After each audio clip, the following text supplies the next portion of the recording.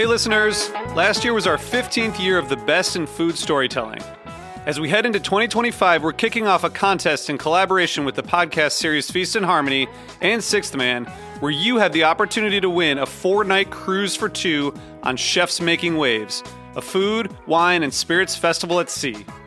When you donate to HRN, you'll be entered for the chance to win a porthole cabin for 2 on Chefs Making Waves, sailing May 5th through 9th, 2025, from Miami to Cozumel, Mexico on Norwegian Gem. You'll also support another year of great food storytelling with a portion of your donation going toward disaster relief for the food and beverage communities within Western North Carolina and Southern California. This cruise is a once-in-a-lifetime opportunity for culinary adventurers, featuring top celebrity chefs including Jonathan Waxman, Antonio Lafaso, Robert Irvine, and many, many more. There's a myriad of experiences such as restaurant takeovers, live food and mixology demos, themed parties, and more. To enter your chance to win, please visit heritageradionetwork.org/cruise. Terms and conditions apply. You must be 21 or over to enter. That's heritageradionetwork.org/cruise. You're listening to Heritage Radio Network. HRN is food radio supported by you. Learn more at heritageradionetwork.org. Hi, listeners. I wanted to take a moment to talk about Heritage Radio Network, the organization that produces this podcast. HRN is the only podcast network dedicated to food, beverages, and the culinary world. It's also a nonprofit that educates emerging food storytellers. HRN brings listeners free podcasts on everything from the artistry of baking to the craft of brewing, the complexities of cheesemongering to the challenges of solving climate change. And they need your help. Help HRN thrive by going to heritageradionetwork.org/donate and making a donation to keep food radio free and accessible. This episode is brought to you by Wisconsin Cheese. We've been making cheese in Wisconsin since before we were even a state, which may be one reason why we win so many awards for it. It's what happens when a whole state dreams in cheese. Find your next favorite cheese at wisconsincheese.com.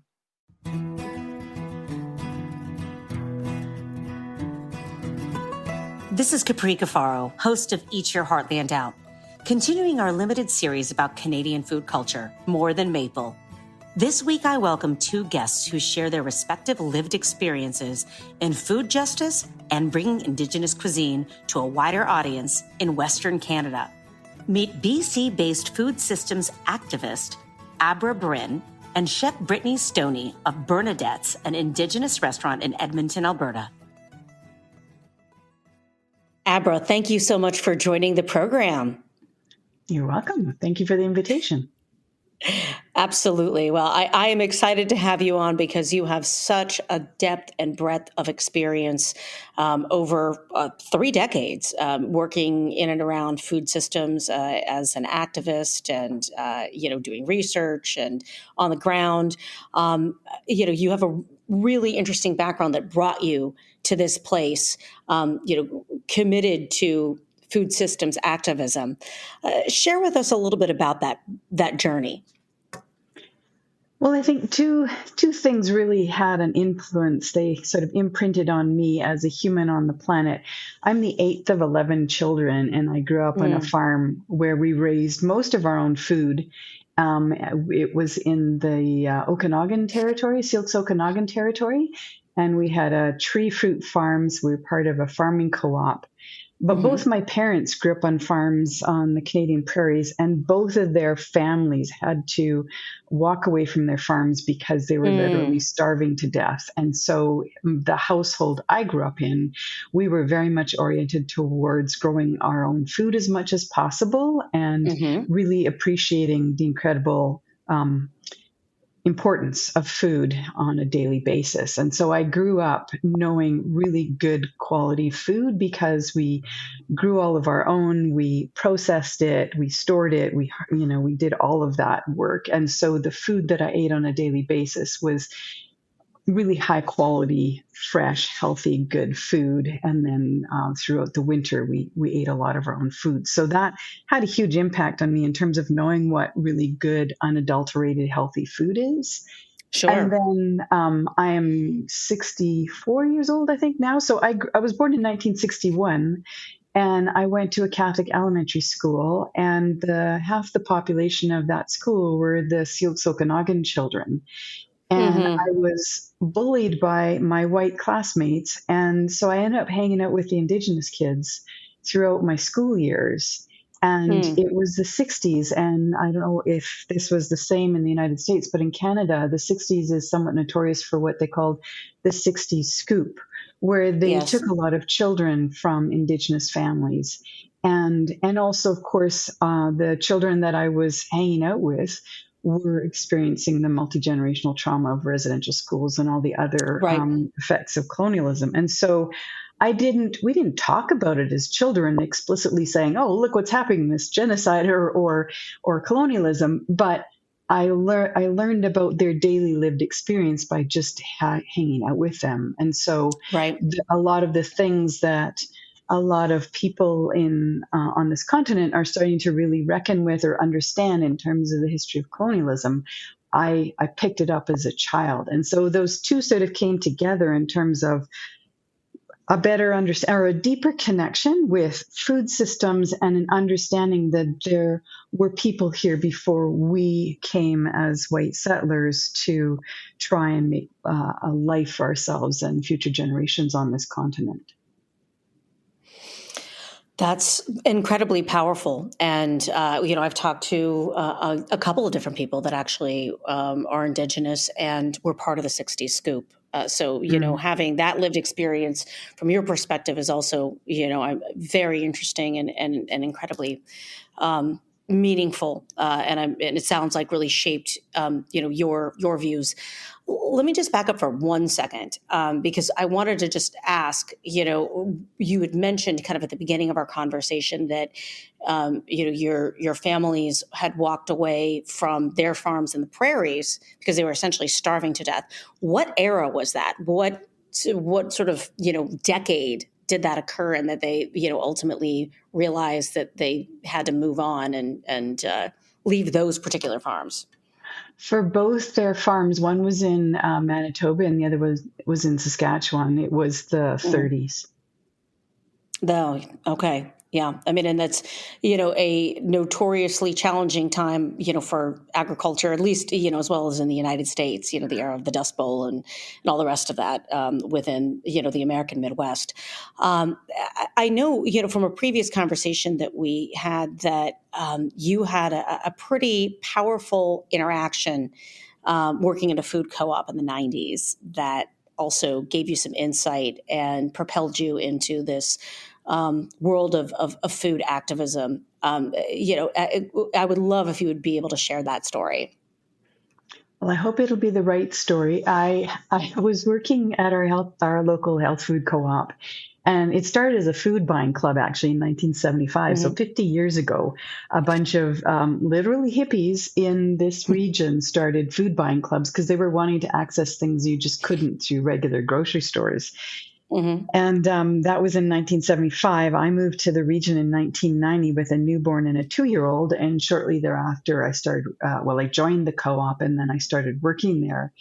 And it became really obvious to me right off the bat that people were curious about food. They were wanting Hmm. support with their food choices. They were often people struggling with health challenges or new families and sort of re-evaluating their relationship with food. And so they would come to the co-op and they were looking for healthier foods, but also an understanding of their food. And so I started doing member support, like educational support, food systems work, food education work. But in the mid 1990s, I had a woman approach me and she wanted to know, she'd heard something on the radio about the introduction of genetic engineering into canola. And she wanted to know if the canola in our store was safe. And I frankly thought she had lost her marbles. I couldn't believe that you would genetically engineer a pesticide right into a plant. But I took down her information because I'm a good customer service person. I took down the information. I asked her about the information source, and I said I would get back to her. And I wasn't able to track down the show that she learned it about, but I started reaching out to many different sources, including industry sources, to try and understand what was going on. And that taught me a lot about, how different entities, industry organizations, government bodies, and others interact with things like the introduction of genetic engineering into our food systems.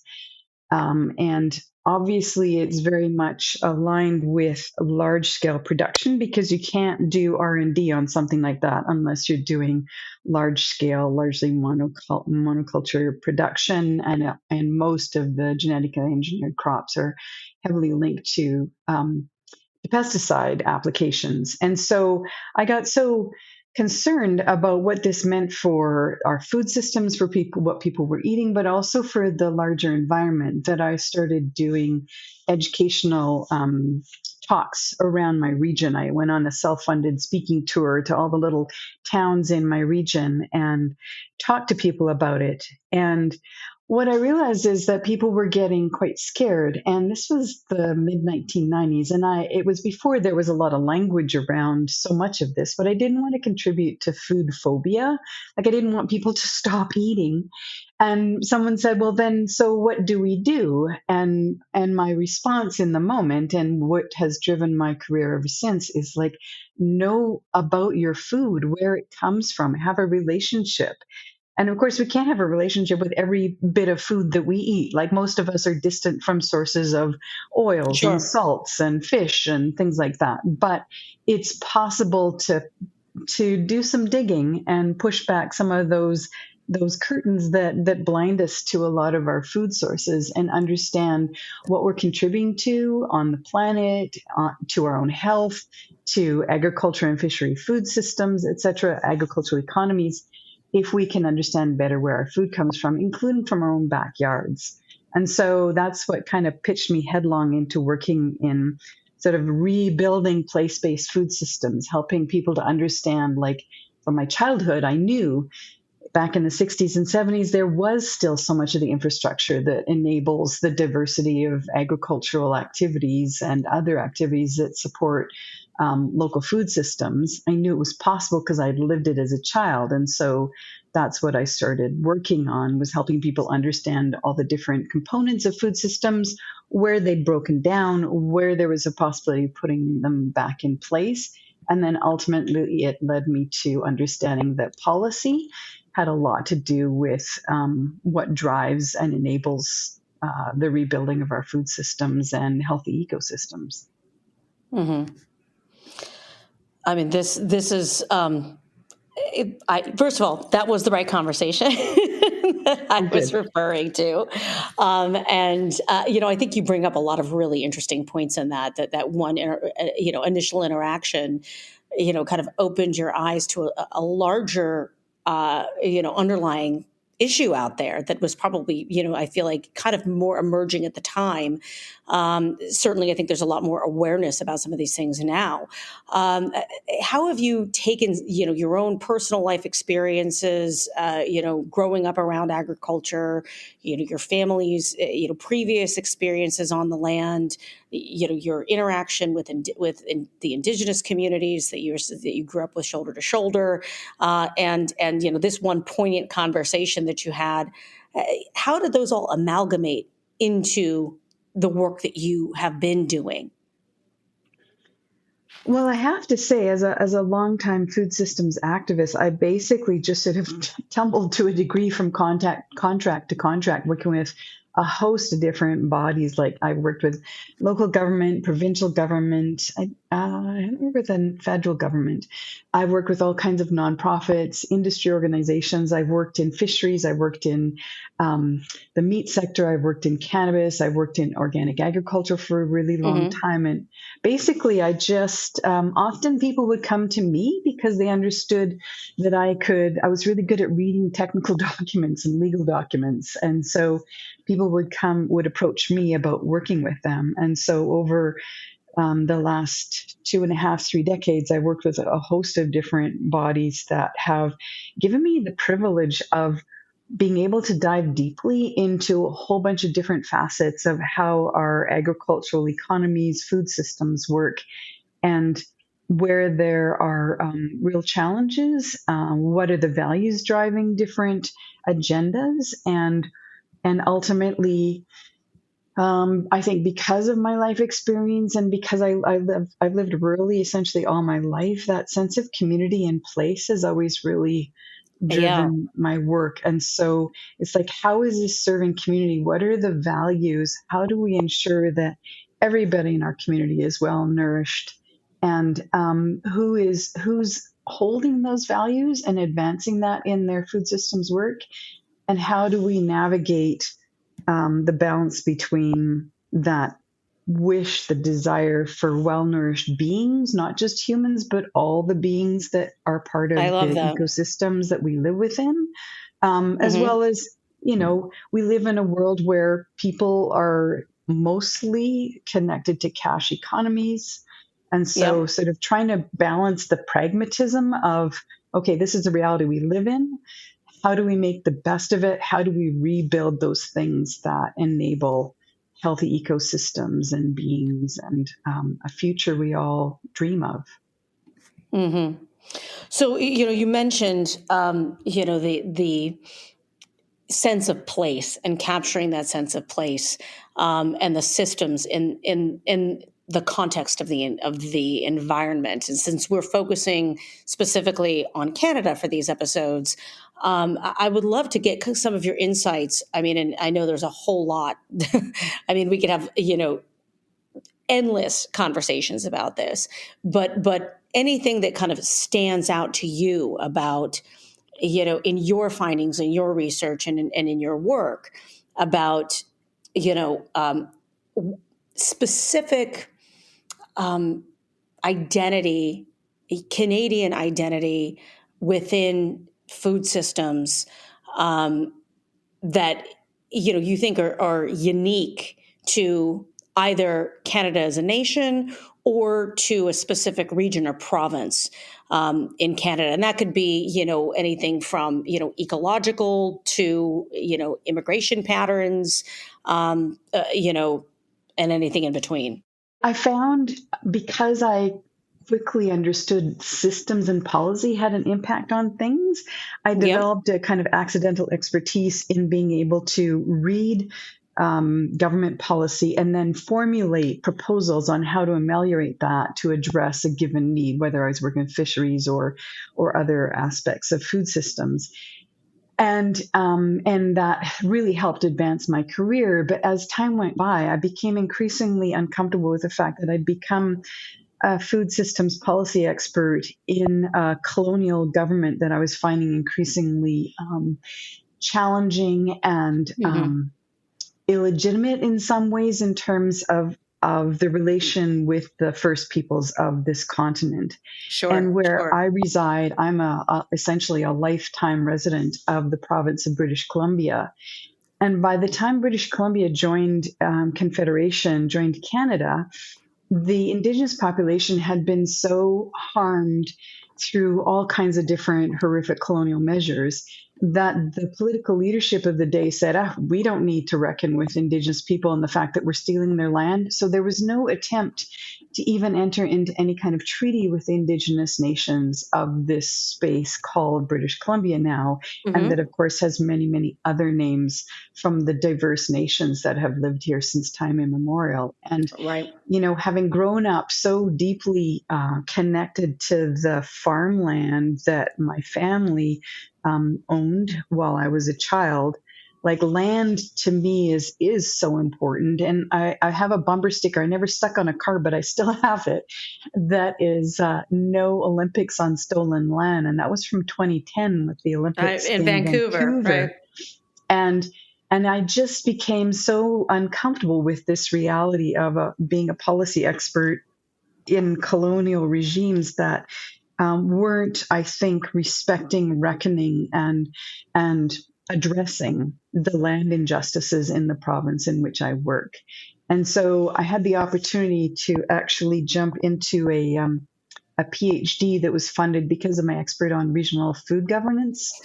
Yes. And so I've been on a journey for the last 2.5 years of really trying to learn deeply from Indigenous voices of the spaces within the province that I live, but also more largely across Turtle Island, about what these land relations mean, how vitally important they are to the First Peoples on this continent, and ultimately trying to think, okay, if I draw on my food systems expertise, how can I apply that to some kind of journey towards land justice with the First Peoples, the Indigenous nations upon whose land our farms are taking place? So, how do you engage, for example, the people of Turtle Island in those systems in your work and your research to try to balance those scales, so to speak, when it comes to land justice, food sovereignty, and the like? Well, I have to say it's really, really humbling doing a PhD, because it's a slow, painful process of realizing how incredibly irrelevant your voice and perspective largely is. I mean, you have to specialize so much. And I've been working on systems change for so long. And in order to produce a PhD, I have to narrow it very much. And so what I've chosen to do at this point, and I'm in the process of securing an ethics board approval to start to speak with people and gather data and add it into my reflections and other research. And that is, I know a lot of really good-hearted, values-based farmers in this province in which I reside. And a lot of them are feeling like me, increasingly uncomfortable with the fact that they're farming on someone else's land, that Yeah. ultimately we're all squatters on somebody else's land. And so they're taking various steps, a lot of them, in what does that look like? What can I do? How do I know more? How do I do more than just do a sort of a pat? I thank the Indigenous land upon, or nation upon whose Right. land I farm. Like, Exact land recognition. Yay. Right. yeah, Check a land box. recognition has largely become, I think, a hollow thing. And so many Indigenous voices that I listen to really find it rather insulting in many ways, because ultimately it's like, okay, if you acknowledge you're on somebody else's land, well, then what is the next step? And so, in so many of the Indigenous voices I listen to, they're not saying, get the heck off the continent, go away. They're saying, okay, how can we find a way to respect each other, to adhere to a lot of the original visions and values of the first treaties on Turtle Island, which was, we can live here together, but let's do it so we're not harming each other. Let's do it so we respect the needs and the values and the cultures of each other, so that we can all thrive together. And so some of the farmers that I know, they're making spaces on their farms available for Indigenous people to spend time there of different lengths of time, to have ceremony, to have space to reside, to have space to hold meetings, to maybe some farmers are reevaluating how they cultivate the land, because they've learned that there are plants there that have great value, spiritual, cultural, medicinal, clothing wise, to the First Peoples of those places. And so they're learning that if I don't cultivate these spaces, if I ensure these riparian areas are intact, if I change when I plant or when I harvest, it will enable these other beings that are so important to the Indigenous nation here to thrive and be available. And so ultimately, at this point in my research, my hope is to engage with the different farmers that I know and learn from them what drives them, what are their motivations. And I mean, ultimately, I'm really curious if any of them are looking at this critical question of farm succession across Turtle Island. There's many, many farmers in just regular agriculture who are aging out without next generations. And there's a lot of concern and a strong pattern of farmland being purchased by investment firms and retirement funds and others, and not really seeing that as a critical part of an ecosystem, a food system, critical to Indigenous people and the local community. And so a lot of farmers are really wrestling with, what do I do when there's no one ready to take on the farm? And my hope is that at least some of these farmers would consider, if they could retire with dignity, that there might be a pathway to returning the land to the Indigenous nations whose land it is. Yeah, I am blown away by that. And it's wonderful to see and hear that, you are able to engage and get other farmers to work together with Indigenous peoples to get, folks back on the land, learn from one another, and try to, course correct, for lack of a better term.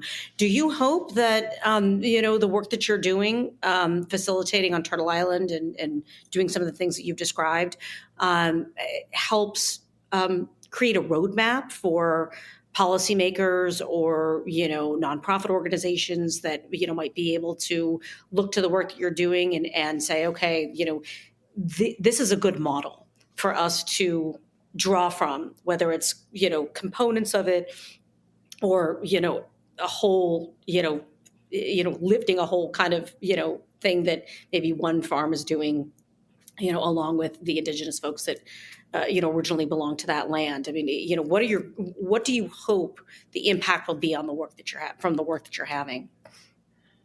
Well, I have to say, I don't think I'm being overly humble in thinking that it's not necessarily going to have a huge impact. But I've been working in this realm and explicitly trying to raise awareness amongst settlers of the land justice question for some years now, and I've always seen when people like connect the dots and they realize on someone else's land, they get the deer in headlights look. They're It's like, oh my gosh, I don't have anywhere else to go. What do I do? And we're so indoctrinated into the colonial culture and the narratives of how our nations were established that we lack an imagination of any other way of being on the land.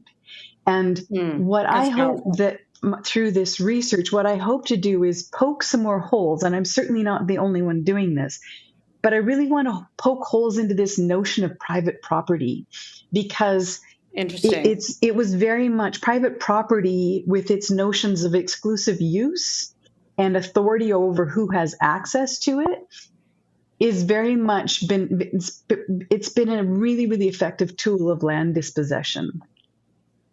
And so what I hope to do is to break that sort of colonial roadblock or ice jam of there's no other way for us to actually be in place together that recognizes different people's agency and rights to be there. And it doesn't have to be about some land registry title held by some government someplace else.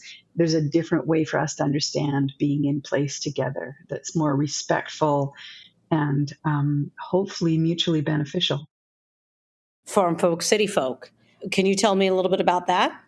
Thank you. Yes, I have a real love for this organization. It's been around for quite a few years. I think it was founded in 93.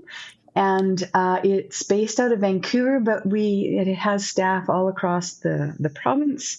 And I work as their policy advisor. I've been working with them for, I think, almost 5 years now. And my focus is on climate change and food systems.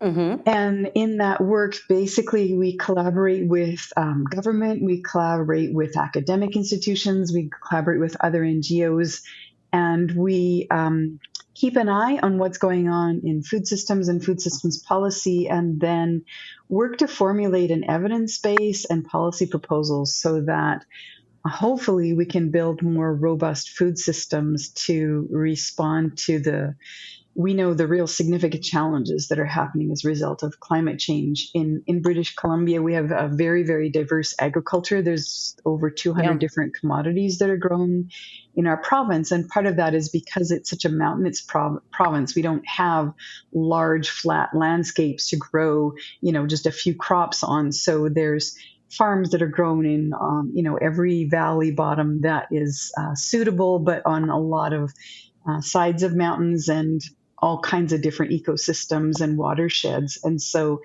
formulating policy that recognizes that breadth of different kinds of agriculture, of ecosystems, and also the ways that climate change is impacting them is a continually evolving exercise, and one I'm really grateful to be a part of. That sounds like a fantastic organization doing a lot of really good work. If folks want to learn anything more about your work or Farm Folk City Folk, how can they go ahead and do that? Well, if they Google my name, I'm sure I'll come up. Farm Folk City Folk is farmfolkcityfolk.ca. And I have to put in a plug for the amazing seeds work that Farm Folk City Folk has been doing for many years. They're part of a national initiative called the Bow to Seed Initiative.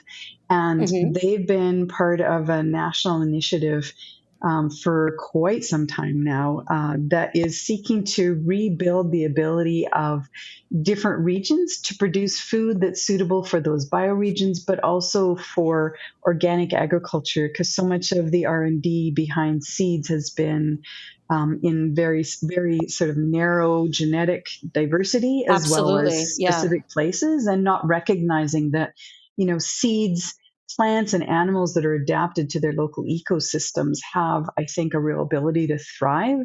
And for me, they're the hope in terms of the challenges that will face all of us. I feel like locally adapted beings, whether they're seeds or critters or birds or butterflies, will do better when they're from that place. So I'm really excited, and I have a huge amount of respect for the Farm Folk City Folk team that does the seed work.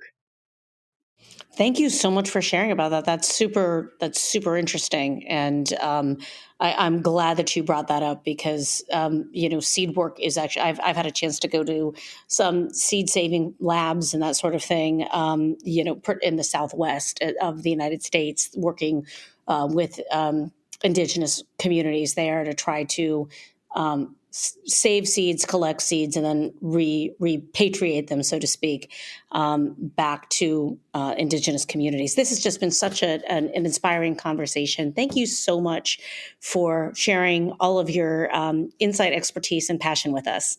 This is Eat Your Heartland Out with me, Capri Cafaro. After the break, I'll be back with our next guest, Chef Brittany Stoney from Bernadette's Restaurant in Edmonton, Alberta. This episode is brought to you by Wisconsin Cheese. There's a reason when you think of Wisconsin, you think cheese. Cheese is a huge part of Wisconsin's history and future. In Wisconsin, the state of cheese, the tradition of cheese-making excellence began 180 years ago, before Wisconsin was recognized as a state. Immigrants traveled to settle in this lush green hills of Wisconsin, bringing their cheese-making traditions with them. These storied skills, combined with the freshest milk available, created a cheese-making culture that is uniquely Wisconsin.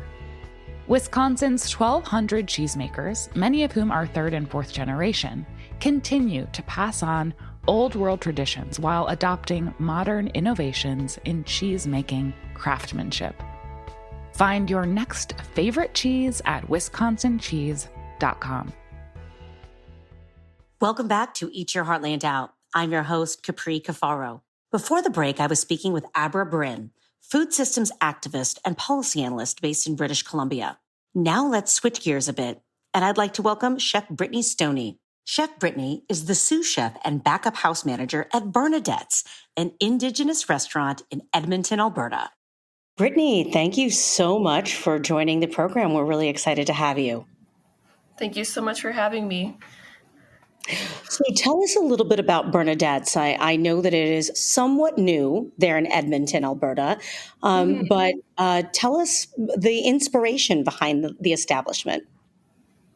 So the inspiration has come from my executive chef Scott's late grandma slash gookum. So to branch upon that, the inspiration comes from my grandma's or gookums, and the name is actually named after his late gookum who has passed on. And from there, just with having the name, and if you go into this space, you just feel the warmth as if you were walking into your grandma's house. It's just very small, it's soft, it's cozy. You could smell a delicious meal in the back. You have tea or coffee readily to go. And with the food too, a lot of the ingredients and the recipes definitely stem back to our roots, our childhood, our upbringing.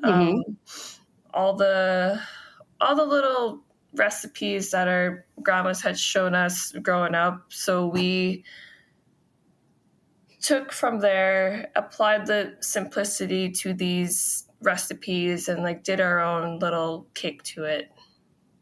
That sounds wonderful. And I mean, I love anything that is inspired by grandmothers. And as I know, some of the stuff that I've read about Bernadette's dedicated to the grandmothers. And you mentioned the word kukum, which I understand is an Indigenous word for grandmother, right? Yes, correct. Yeah. So, I'm curious to know, you talked a little bit about that warmth and feeling like you're going into your grandma's house. And I think, no matter your background, ethnicity, race, I think that is a pretty universal concept for folks. Oftentimes grandmas are, synonymous with food and warmth and hospitality and comfort. What does that mean in the context of Bernadette's and in the context of an Indigenous restaurant? I feel like it means like truly bringing you home and just like reconnecting yourself back to your home roots and like where you came from and your upbringing. And I totally agree with you with what you said. Like,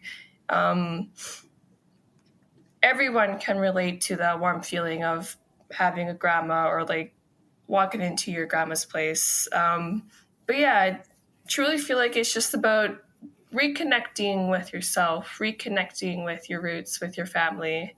And I feel like nowadays that's just special to have. It's very important to be connected because we can often be so disconnected, if that makes sense. Yeah, absolutely. Yeah. So, this is something that, when you think about how grandmothers cook, right? Many grandmas have, the land is very important. They're, growing gardens, that sort of thing. So I would imagine that seasonality is very important to your menu. Mm-hmm. Yes, 100%. We have a rotating menu essentially. We like to go by the produce and ingredients that are in season. During the summertime, actually, we have a market that is just on the same street as us. Wow. That's convenient. It's honestly such an amazing experience. Like, I look forward to those days because it's you wake up, you go to the market, and then that's often how you get inspiration for a special that day. You see an ingredient that you really like, and it's like, what can I do with this? And from there, the end product is this beautiful dish, and it's quite fun when you're able to be creative and spike up these new ideas just on the go. So tell me a little bit about that process for you, like sparking up those ideas. And, I'm assuming that you're involved, to an extent in that sort of menu planning and identifying ingredients and getting creative. What does that look like to you? To me, it's actually allowed me to open up a bit of my creative side and just let things flow. And menu planning and menu testing has been something new to me. So to be able to collaborate with Chef Scott on creating these dishes has been honestly amazing. It's like, it makes me realize that I too have all these amazing ideas and gifts to offer just as like anyone else would. And it is fun to see my thoughts and ideas come into reality where we're able to collaborate on a dish and it's like, hey, I think this sauce would go great with this broccolini, and then bada bing bada boom, we have a dish. That's awesome. That is one of the things that I think is so fun about cooking. I mean, whether you're a professional or if you're just doing it at home, you have this opportunity for limitless creativity. Even though I feel like, those of us that are home cooks often like end up in, a rut. But Yes. to go to a place like Bernadette's and to get inspired by ingredients that are, not necessarily, often on, menus in a run-of-the-mill way, looking at things like raw elk and game and, Yes. Yeah. bison cheek. Tell me why those kind of ingredients like game are important to incorporate on your menu as an Indigenous establishment. Well, they're very much connected to the land, and I feel like that's where a lot of our inspiration and our roots come from, is utilizing the land and our surroundings and anything that can be resourceful. And with that too, it's just omitting how much waste we have. So we do Mhm. our best to try use as much of the animal or the herb or flower that we can. So it's just like, again, really bringing it back to the roots, staying connected to the roots, staying connected to the land. Yeah. One thing I saw on the restaurant's website that is describing it talks about serving seasonal, traditional, and political dishes that evoke memories and comfort. Tell me a little bit about what's behind the concept of political dishes. What does that mean to both those of you who are preparing and maybe those customers that might be consuming? So I feel like with that, we often get a little bit of a twist to when it comes to experimenting with our menu, because my owner, Chef Scott's wife, she is from the Ukraine, so we're able Mhm. to have a little bit of a twist when it comes to So interesting. yeah, we're able to mix the two together and it becomes something like you would have never thought of. And I think this is actually kind of a really sort of interesting point. And one of the things I always like to touch upon in this show is that food captures culture. And a lot of, the prairies, right? So Alberta and Manitoba in particular do have a pretty sizable Ukrainian immigrant population. And that dates back decades, not just more recently with, Ukrainian refugees, for example, post conflict. But it's something that has been, present in places like Alberta for a long time. And so the fact that Bernadette's captures both an Indigenous flavor as well as an immigrant, flavor and Yeah. able to blend those together says so much. It speaks volumes in a way that, I feel like food can communicate about culture in a way that, history books can't. This menu can tell more about Edmonton than probably, a history book. Yes, 100%. And with that, I truly feel like we're breaking down barriers, like a lot of the things that we're doing is the first for whatever it may be. And like, how else will we know if we don't jump into this opportunity? And especially when it comes with food, when we're being creative with food and blending the cultures together, like the food truly brings us together at the end of the day. For sure. And Bernadette's is relatively new, right? I think it's only been open maybe a year. But there was an umbrella organization that kind of predated it, or maybe is like, still the umbrella, you can tell me, called Pepes Chow. And it's Yes. my understanding that that organization also offered cooking classes. So tell me a little bit about how that organization interfaced with or maybe gave birth to Bernadette's. It was kind of neat. So I feel like Pepis Chow was the baby or the seed that started this all. We essentially started as a small little cafe built into a art gallery. So we would sell sandwiches, salads, and Mm-hmm. takeout. We'd also have a lot of catering requests as well. So we do X amount of catering gigs, and as well we would offer the cooking classes. Cooking classes could be as simple as like how to make a bannock or how to make stew in bannock, or even branching off from there with one of chef's special plates. And I feel like with that, it gives others the opportunity to kind of see what's going on the inside. And Yeah. with all of that, we realized like, okay, like, this is really going somewhere. We need a bigger space. We need to branch off. And I feel like that's where Bernadette's came from. No, that makes total sense because you have what sounds like both kind of a small scale at Peppa's Chow with like a smaller cafe, but you had the catering and you had the cooking classes. So there are opportunities to get access to learning about this kind of different indigenous food. But it sounds like Bernadette's really kind of took it to the next level, and that's something else that I'm kind of interested in because with I think you were talking a little bit earlier about trying new things and you don't know until you try, right? And that goes not only for those of you that are trying out new concepts as culinary professionals, but also for the public that are trying new foods.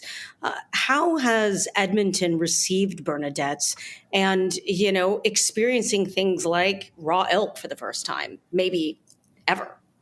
Yeah, it's I can honestly say it's been really good. Like in terms of the raw elk, you think of raw elk, if you think of it, you're like, you're probably like a bit iffy about it because we're quite used to, the raw beef in terms of the carpaccios. So you're a bit thrown off at first, but um once you have had the elk and like all the different components that go into that dish, it all just comes together and it melts in your mouth, and people instantly forget like, oh, like that's raw elk. It's like, no, that is a delicious dish. And honestly, the raw elk is definitely one of our top dishes. The feedback and reviews are always amazing. Oh, wow. Now, what about, you mentioned the Ukrainian twist. Give me an example of how a Ukrainian twist would be presented on the menu. So, one dish we have done is the vareniki with pearl onions and onion broth. But vareniki is essentially a pierogi or a dumpling, but in the Ukrainian culture, like to say it as vareniki, and we would make those in house, and we would often for the filling, we would switch up the flavors every so often, and to be able to be a part of that creation and that dish, I honestly learned a lot just even like doing that dish, like understanding and being aware as to like what vareniki is. Like it's not just a pierogi, it's this Yeah. delicious little you know. I mean, that is so. I mean, I'm actually part Ukrainian, so I'm certainly partial to a pierogi. Yeah, yeah. What a great way again to take the concept of fusion by storm and Hmm. capture that culture there in Edmonton and Alberta. Do you still offer cooking classes as well? Not currently, no. But That's too I'm bad. I yeah. might actually, like, get out there somehow if I could, because I would love to do that and learn more. But honestly, like if we have more than like enough requests, we'll definitely make something happen. Yeah. Oh, that's cool. Yeah. Are there, so, one thing I also, I always try to let and encourage our listeners to be aware that, when we talk about Indigenous culture, Indigenous cuisine, it's not monolithic. There are thousands of different, First Nations, Métis, Innu. I mean, and then the same goes, for the rest of North America and Central and South America and across the globe where you're dealing with Indigenous communities. So I don't want to make any assumptions about the Indigenous flavors that are offered at Bernadette's. Are there specific groups that are more represented maybe than others, and what does that look like in the food that you serve? So we do have a lot of berries on the menu. Hmm. So for example, our barbecue sauce for our brisket is house made in house, or sorry, it's made in house. And we have Saskatoon berries in there, and they are farmed just north of Edmonton here. So fresh Saskatoon berries in our barbecue sauce. We have a lot of fresh berries that goes with our raw elk, as well as when it comes to seasonings. You'll find a lot of smoked, so a lot of smoky flavors. So like Hmm. smoked salt or smoked pepper, and that just helps to round out the dish and just make it so much more tasty. And even something that I'm still learning is that um, simplicity is simplicity goes such a long way. Like the simple, the better. We need to like remember like what the product or the dish that we're doing and like try not to take too much away from it, if that makes sense. Yeah, yeah. Yeah. You let the land shine. Yes. 100%. I love that. Now, I think when we had a chance to talk off air a little while ago, I think you had mentioned that on the menu, certain items are described in Cree. And then, so people then have an idea what the inspiration is. So, they're in the Cree language and then in English. And through that process, also allowing people a window into a greater contextual, like cultural context. Hmm. It's actually quite neat. So a lot of our dishes on the menu are presented in Cree, but when we are serving the dish, we will say the dish in Cree and we'll also let the guests know what it means in English. And then from there, we just like to tell a little story as to why this dish is on the menu or like what it reminds us of. So say, for example, right now we have the panishish fry. So panishish means little bird. On our menu, the dish itself, it's a fried quail with potatoes, house-made pickles, and a caper garlic aioli with fresh Oh dill. wow, hmm, Yeah. this sounds amazing. Yeah.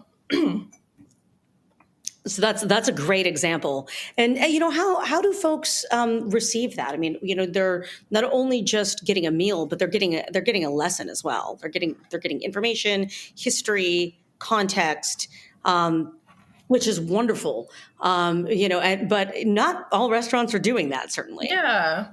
It honestly, it's so great. Like it keeps them engaged, it keeps them interested. They ask more questions and maybe like in that moment, that's like could be the most they've heard of our Indigenous background. So like it's just a stepping stone to learning more. And so I think this is a good place maybe for us to end our conversation with this question. I'm wondering, what you and your colleagues there at Bernadette's, what do you hope visitors, diners come away with when they, come to the restaurant and ultimately leave it behind? What do you hope they take with them?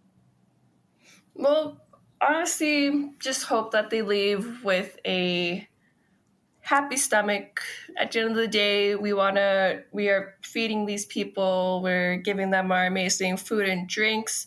So I hope that they leave with a happy stomach and their taste buds are having a party, which makes them want to come back for next time and for more. And maybe even just like how would I best describe this? Leaving like they've just gotten taken care of. Like they just visited their grandma and their grandma just cooked them a lovely meal. They're full, their heart and their stomach is full, and they're ready to just go out and live the rest of their lives. Well, I love that. Having your heart and stomach full, I can't think of anything better. Chef Brittany from Bernadette's in Edmonton. If folks want to learn more, where can they find you online? So you can find me on Instagram. My Instagram handle is _BERTANY. And I don't have any Facebook or anything else, but that would be the best way to find me.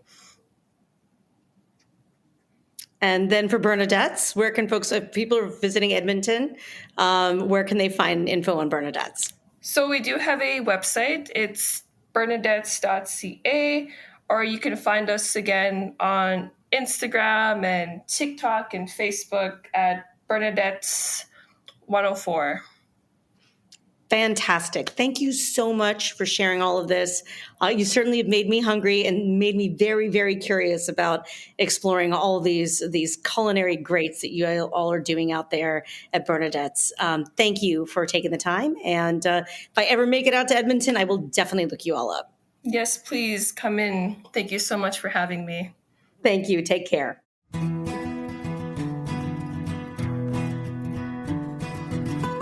You've been listening to Eat Your Heartland Out. This episode was produced by me, Capri Cafaro. Our audio engineers are Liam Warner and Armin Spengen. Theme music by Jason Shaw. You can learn more about the show by visiting heritageradionetwork.org/Eat Your Heartland Out. Eat Your Heartland Out is powered by Simplecast. Thanks for listening to Heritage Radio Network, food radio supported by you. Keep in touch at heritageradionetwork.org/subscribe.